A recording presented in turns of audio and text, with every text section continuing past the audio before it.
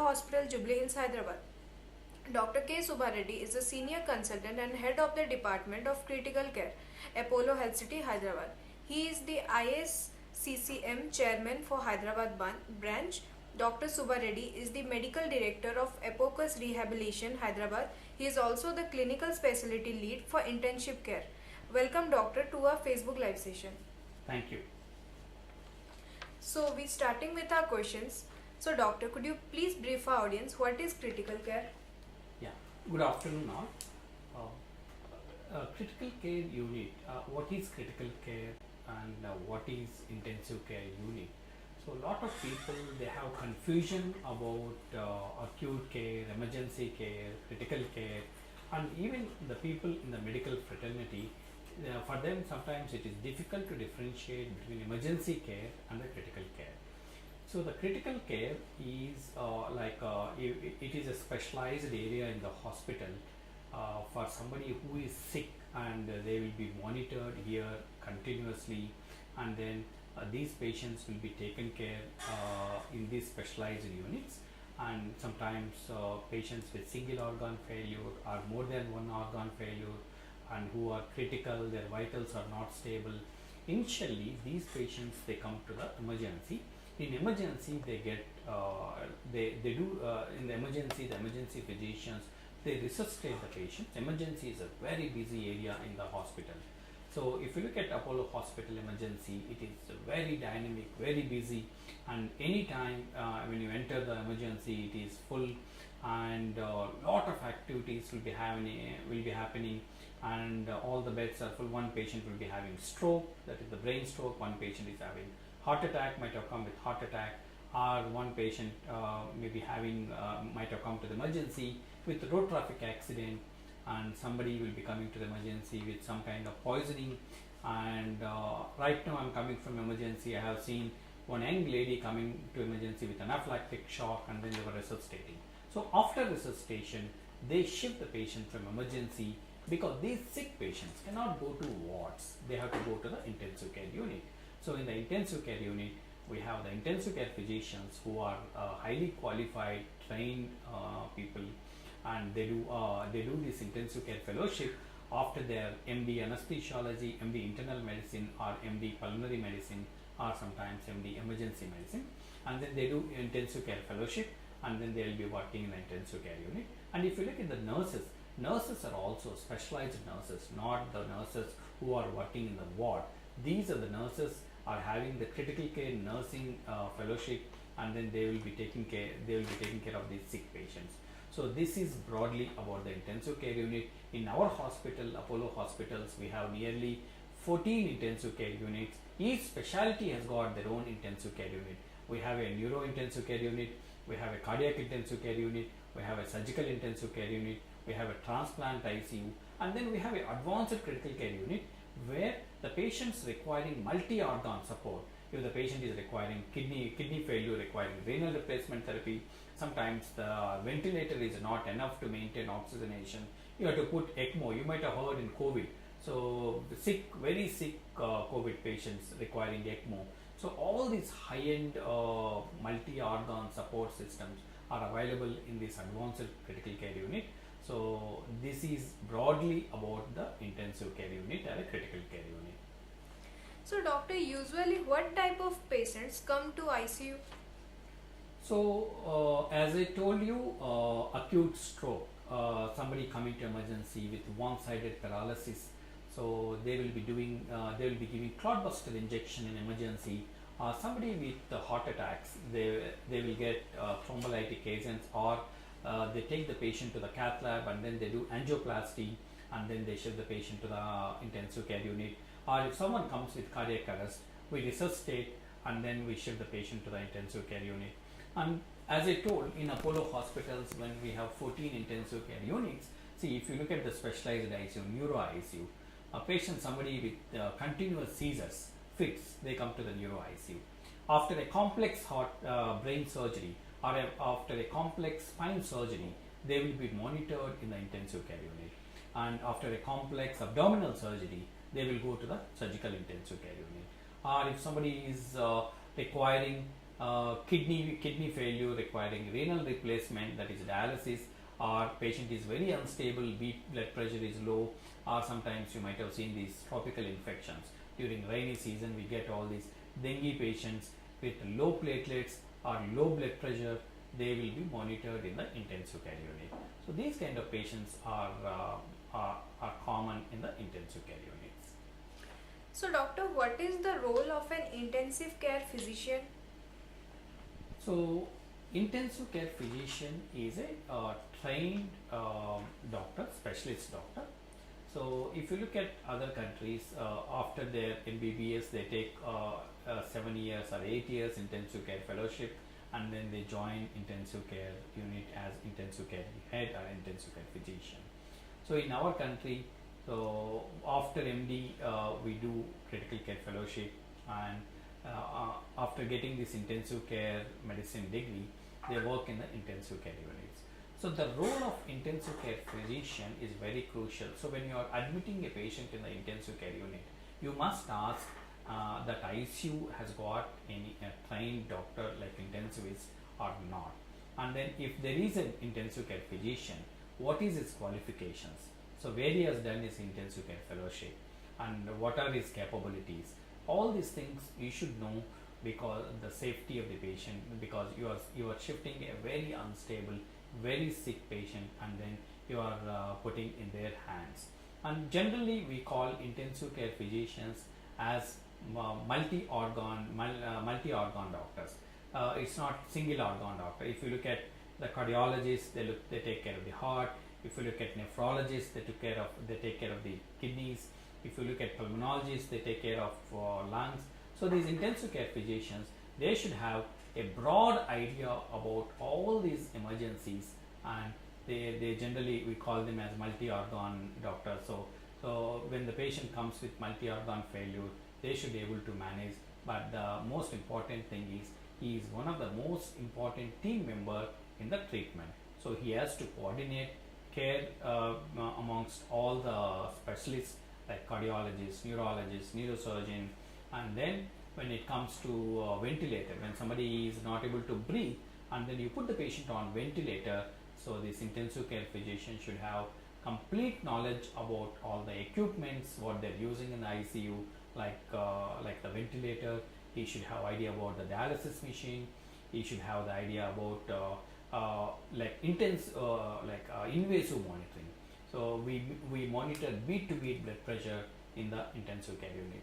Sometimes, as I told, if the oxygen levels are not maintained in spite of a ventilator, then we put the patient on ECMO. ECMO is nothing but heart and lung machine, and you bring the blood out and then oxygenate and again circulate back into the patient. So these things are continuously monitored and managed by intensive care physician. This is the role of intensive care physician, to take care of sick patients in the ICU. So, is it required for specialized critical care nurses? Yes.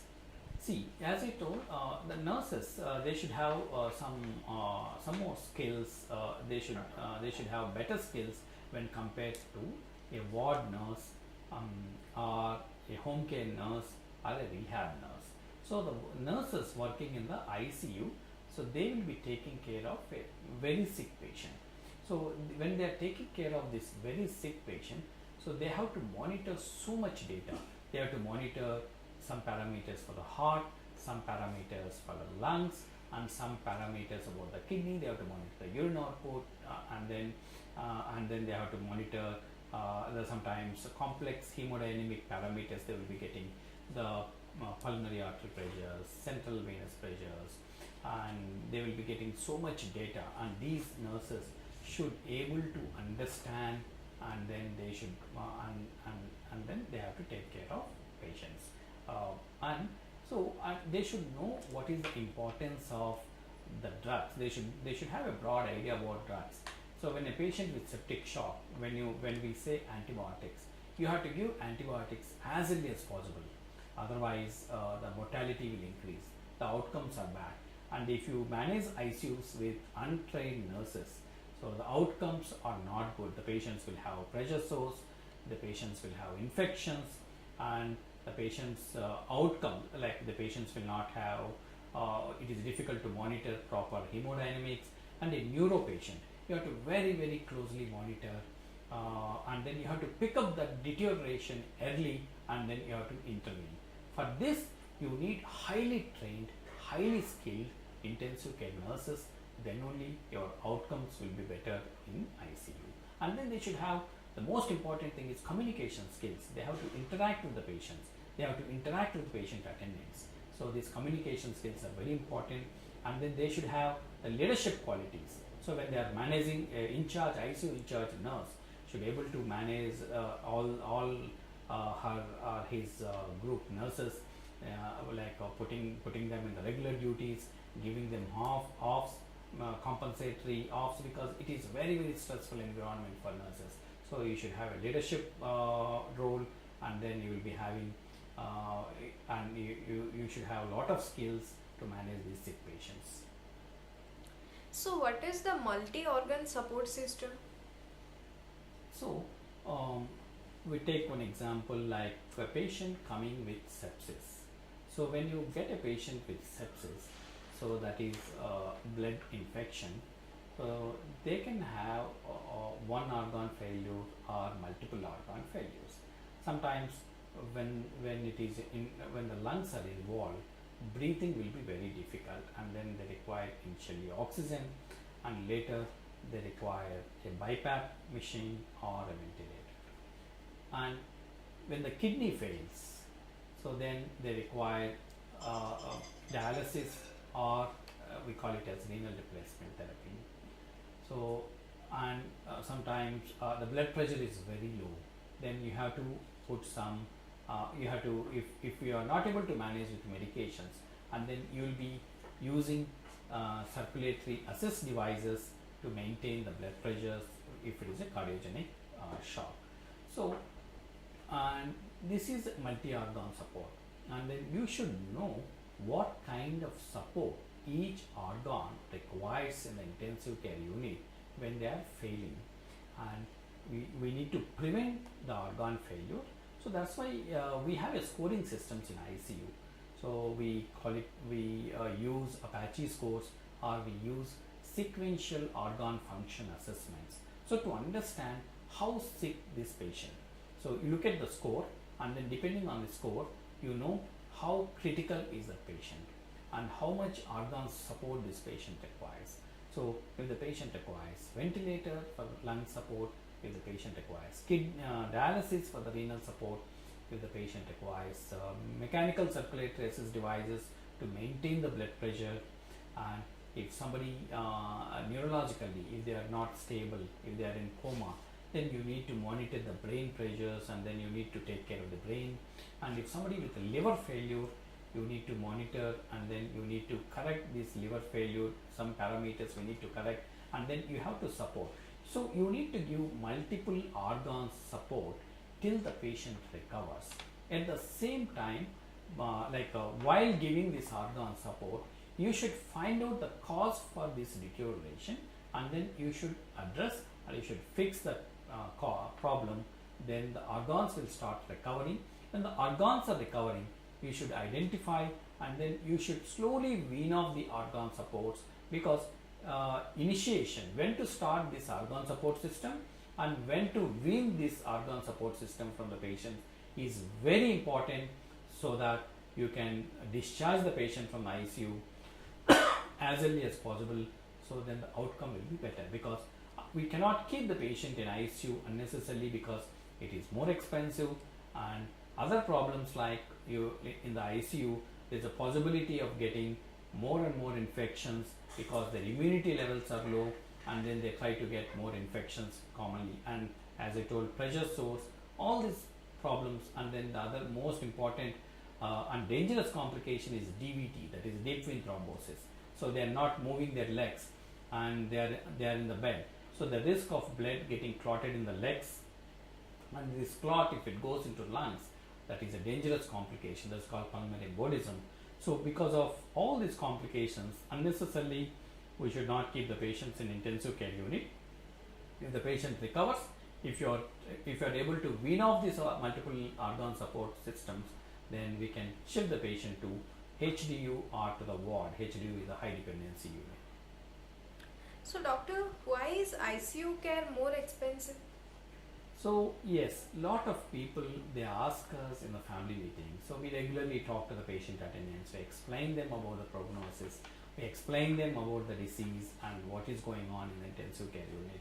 And then we do financial counseling. We need to tell them how much they have to pay per day, like what is the cost of ICU care, and because they have to be prepared if they're going to stay in ICU for a week, and then they should arrange that money because it is expensive. And then many people ask us why ICU care is expensive, because like these people, because most sick patients, they come to the intensive care unit, they require organ support, and to maintain this organ support, see dialysis, there are different types of dialysis: regular dialysis, and then for a sick patient whose blood pressure is low, then you have to do a special type of dialysis called continuous renal replacement therapy.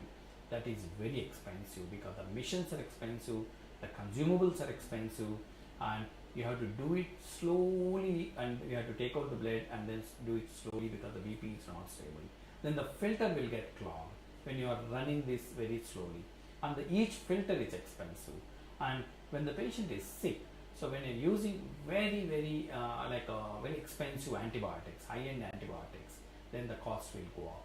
And some therapies like immunoglobulins, if somebody is having autoimmune pathology, generally we call it as like some people with Guillain-Barré syndrome, and all these patients, they require immunoglobulins, which are again very expensive drugs. So the ICU cost is expensive because of medications, because of the machines, because of the consumables, and because of the trained doctors and trained nurses. So when you are taking these doctors, trained doctors 24/7, and when you are having these trained nurses, their salaries will be slightly more expensive than other doctors or other nurses. So that's why, and then you need lot of manpower to maintain one intensive care unit. You need doctors, you need nurses, you need physiotherapists, you need pharmacists to indent the medications round the clock. You need a social worker to maintain the regular communications between the families and to the healthcare workers. And then you need very high-end monitors. You need very close monitoring, and sometimes we monitor patients remotely also, and then somebody will be sitting somewhere and monitoring the patients. So this is two-level monitoring because of all these things, and we use a lot of consumables. So, and these consumables are also expensive. So because of these things, ICU care is expensive, but our aim is to reduce the care, reduce the cost, and provide better care. As I said, we have to discharge them as early as possible from the ICU. Your average length of stay in the intensive care unit should be less. So if you discharge them one day before, if you give a good care, and then if you discharge them, the cost effectiveness, overall cost will definitely come down to the patients. If you give a bad ICU care, if they develop complications, the cost will increase. Each day, the extra day they spend in ICU, the cost is also will go up. So that's why if you provide good, effective critical care, then it is more cost effective. So, doctor, what is end of life care? See, when the patients come to the intensive care unit, so you cannot save all the patients. So some patients with the cancer, when they are terminally ill, and they know that they are not going to recover, advanced cancer spread to other organs, and very bad accident, and then the brain completely damaged, and they are not in conscious state. So they may be like a severe brain dysfunction, or polytrauma, multiple organs got affected and they're not recovering. And elderly people above 80, above 90 years with the recurrent infections, they're not getting better. Their immunity is not supporting them to get to fight against the infections. They're getting recurrent infections. So all these people are somebody with cervical spinal cord injury, like the injury of the spinal cord level is very high, so they are bedridden, legs and hands are paralyzed, they are on ventilator, they are not able to breathe without ventilator. So all these patients, so how long to continue in intensive care unit, and then is it correct to continue indefinitely in the intensive care unit and charge them so much money, and then give the patients discomfort and doing all aggressive therapies? Is it required or not? There is something called end of life. It is practiced in all the countries all over the world. The NHS in UK has a good end of life protocols, and in India also we have good end of life protocols. As she told in the beginning, the ISCCM is the Indian Society of Critical Care Medicine, along with the Government of India. So they issued the guidelines for the end of life care. So when the outcome is futile, when you know that the patient is not going to recover, you should provide the comfort care. You cannot give more. You have to address the pain, and then you have to address the spiritual needs of the patients, and then you have to take care of you have to maintain the dignity of the patient. So you have to relieve any discomfort, and you need to talk to the patient families regularly and ask them to what extent they need to we need to go aggressively with regarding the organ supports, and to how much to escalate the medical therapy, and when if when to stop escalating these medical therapies, and how to give the comfort care, and all these things. The doctors, the senior most doctor in the hospital, along with the primary consultant, along with the nurse in charge, sit with the family, discuss with the families, and then try to initiate the end of life care. In the end of life care, so you will address the pain, you will address any dysphagia or any problems with eating, or any problems about the bowel and bladder issues. All these things we address, and we keep patients comfortable. This is about end of life care. So coming to our next question, what is Delhi ICU or EICU? Again, you look at the technology in various fields. Technology in healthcare is advancing. We have telemedicine, and long back in Apollo hospitals, when Clinton was American president, he came to our hospital, and then he inaugurated the telehealth services. And our chairman, Dr. Pratap Reddy garu, had a vision to take this critical care to smaller towns, because this critical care in India is mainly concentrated in cities and in big hospitals. We have these very good multidisciplinary intensive care units. But if you go to small towns, if you go to rural places, they have ICU. One room, they will label it as ICU. You will not find the equipment, you will not find the doctors, you will not find the skilled nurses in that intensive care unit. So our chairman wanted to take this critical care to second level cities and to the rural areas, and with his vision, we started telehealth, tele ICU or EICU long back, nearly 12 years back in our hospital. And then through tele ICU, we got connected to remote hospitals, and these remote hospitals are thousands of miles away from your ICU.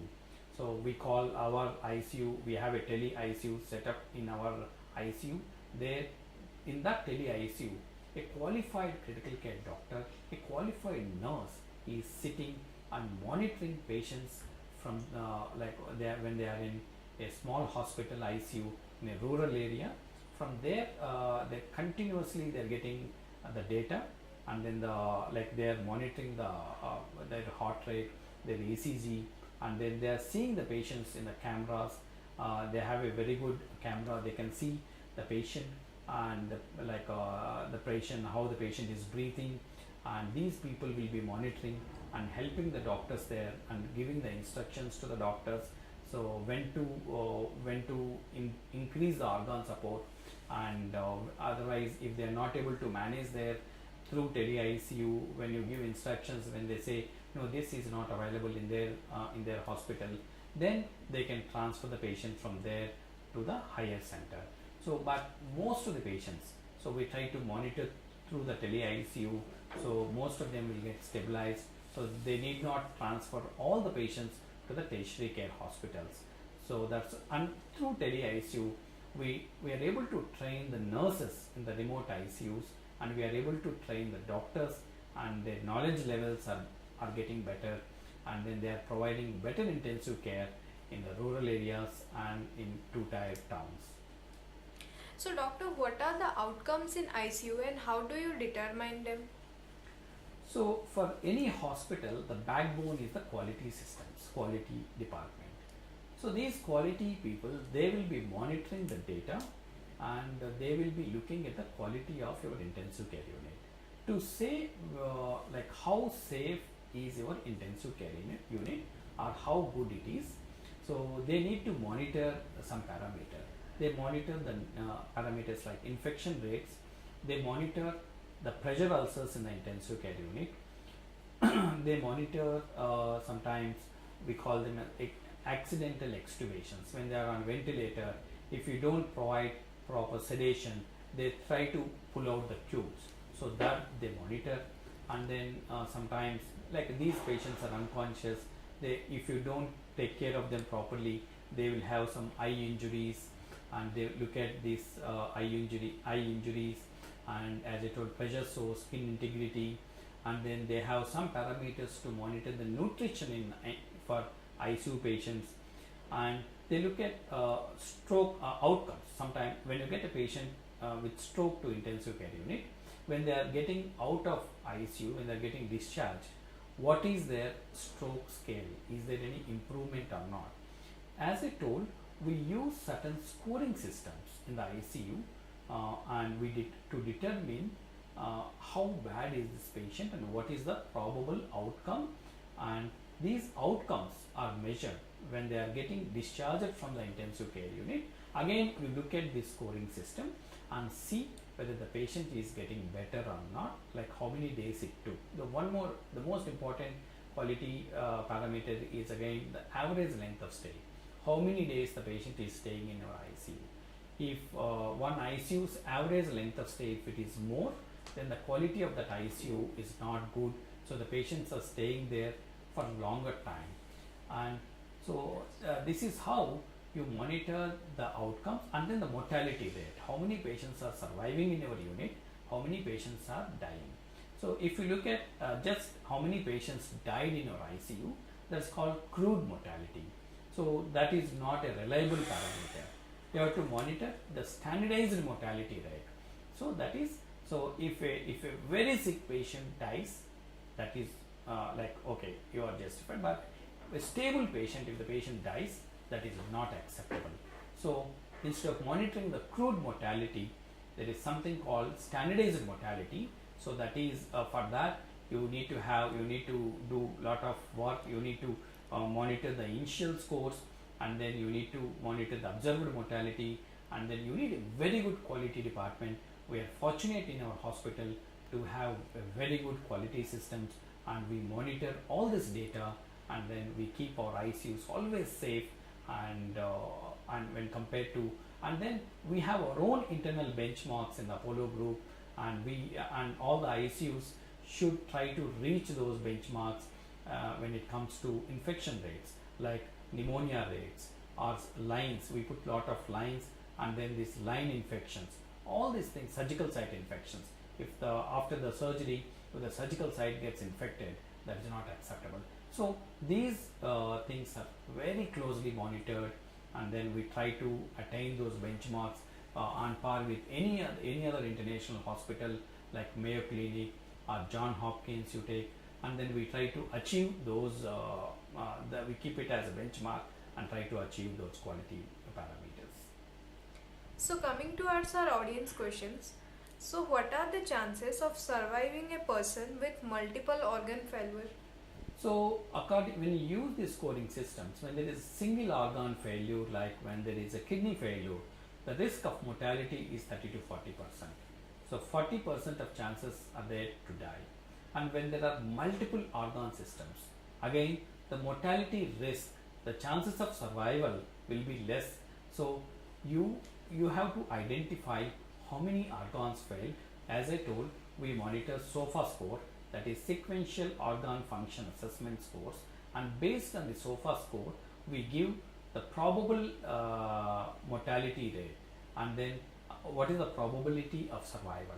This is very important when you are talking to the patient attendants, when you are talking to the patient family. You need to tell them that how sick they are and what are the chances of recovery. So those things we need to discuss. So this is very, very important. The other issue is again how how much care you are giving, how good is your emergency, how they are resuscitating. If your initial resuscitation is good in emergency, so if they come to our emergency, the emergency doctor's response time is very, very less. Immediately the emergency doctor will respond, they resuscitate, and then most of the time you prevent them going into the multi-organ failure. So when you get a sepsis patients, the outcome depends on your antibiotic delivery. So if you delay antibiotic therapy to the patients, then the mortality will definitely increase. Each hour you delay your antibiotics to a patient in a septic shock, the mortality will increase by 7%. So the mortality depends on your number of organs failed, and then and if your antibiotics are delayed, or if your clotbuster injections, that is thrombolytic injections, if you don't give within window period, then the mortality will morbidity and mortality will increase. So if you provide the initial good emergency care and then you transfer the patient to a good intensive care, your morbidity will be less and definitely the mortality also will be less. So doctor, when will you declare a person with organ failure after an accident where brain is involved? Yes. So when the patient comes to the emergency, we do something like a primary survey. We look at the airway, we look at the breathing, we look at the circulation. First priority is whether he is able to breathe or not, whether his pulse is there or not, whether his BP is recordable or not. Then after A, B, C, then comes D, that is disability. We look at the pupils. Is there any brain involvement or not? So in a trauma patient, when a patient comes after accident, you have to see whether the brain is involved or not. So we monitor the sensorium, whether the patient is responding or not. If the patient is not responding, then we look at the pupillary size, pupillary reaction, and then we do immediately the CT scan brain after stabilizing the vitals to see is there any blood clot in the brain, or is there any hypoxic injury. At the time of accident, if they don't get oxygen or if the blood pressure is low, then the brain cells will not get oxygen, so then they will develop brain dysfunction. So how severe is this brain dysfunction? If they are not responding, if the pupils are not reacting, so and then you try to resuscitate after resuscitation, and then after the scans, if there is a blood clot, you try to remove the blood clot, or if there is no blood clot, if it's a generalized brain swelling and the patient is not responding, and then we do some investigations to see whether the brain is functioning or not.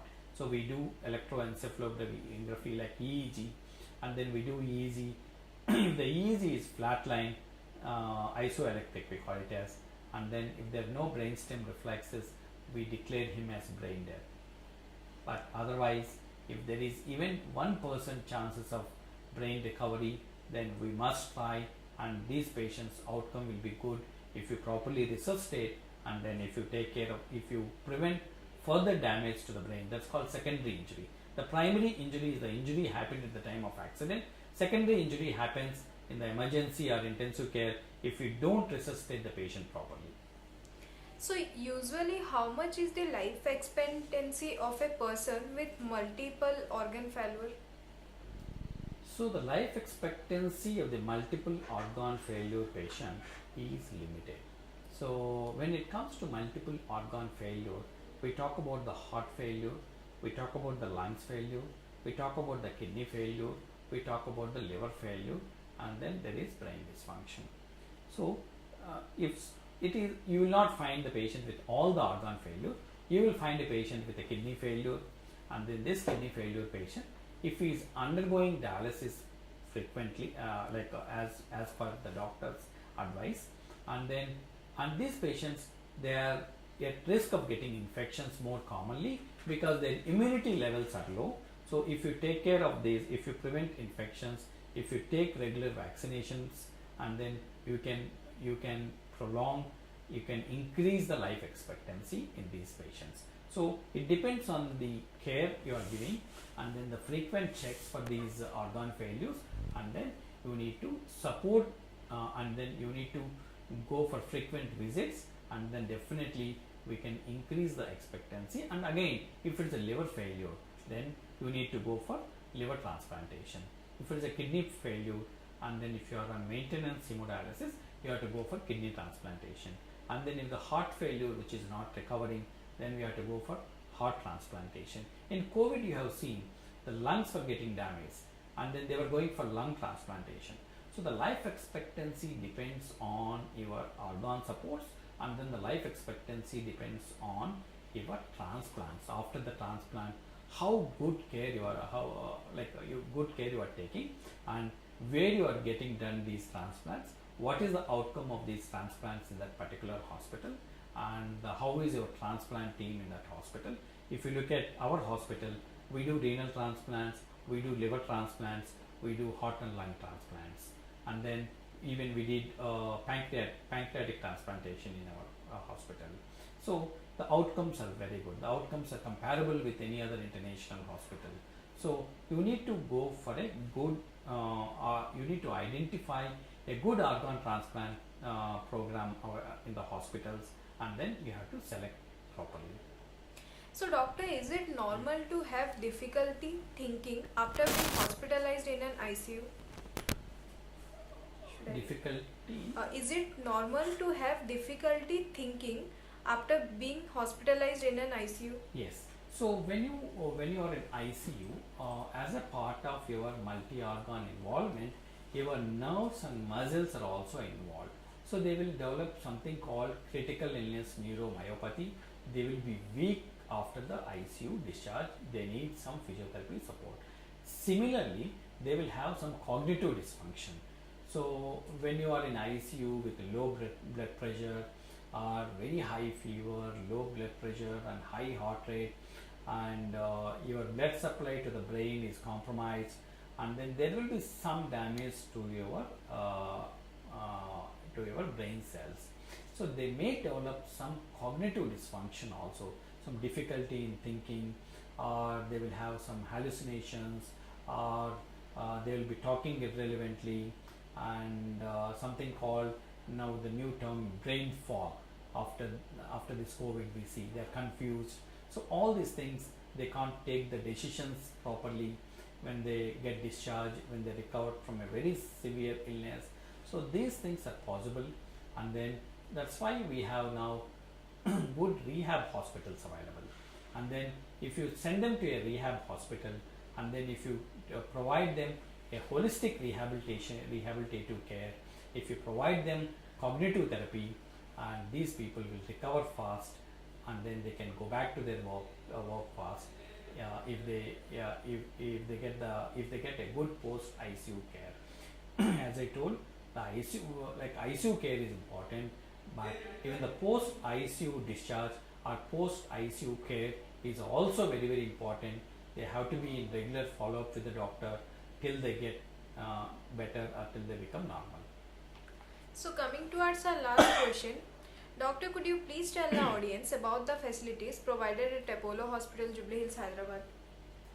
So in the Apollo hospitals, we have high-end multidisciplinary state-of-the-art intensive care units, and we have 14 intensive care units.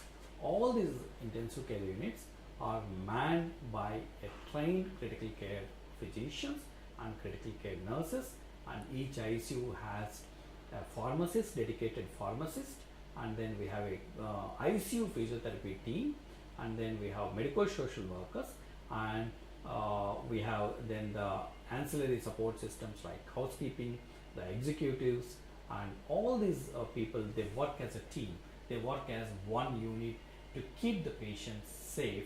And as I told, different intensive care units like pediatric intensive care unit. The pediatric intensive care unit is managed by a pediatric intensivist. After his pediatrics, he has done intensive care fellowship, and he is heading the pediatric intensive care unit. And round the clock, we have pediatric intensive care physicians and a neurocritical care. When it comes to neuro-intensive care, we have a fellowship in neuro-intensive care unit, which is not available in most of the hospitals. And these are the trained neuro-intensive care physicians. Like we have this subspecialty training in intensive care, and we have one of the best intensive care units in the country, and that's why our patient outcomes are better, our patients are more safer, and then we have all the high-end equipment including ECMO machines, sufficient ECMO machines, and state-of-the-art ventilators and state-of-the-art monitoring devices in the intensive care unit. So dear viewers, we have come to the end of our session and hope we have covered all aspects. If you still have more doubts, you can book an appointment with Dr. K. Subba Reddy and clarify your doubts. Thank you, doctor, for educating our audience in today's session. Thank you. Thank you for joining us. Stay tuned for more such educative live sessions. Namaste.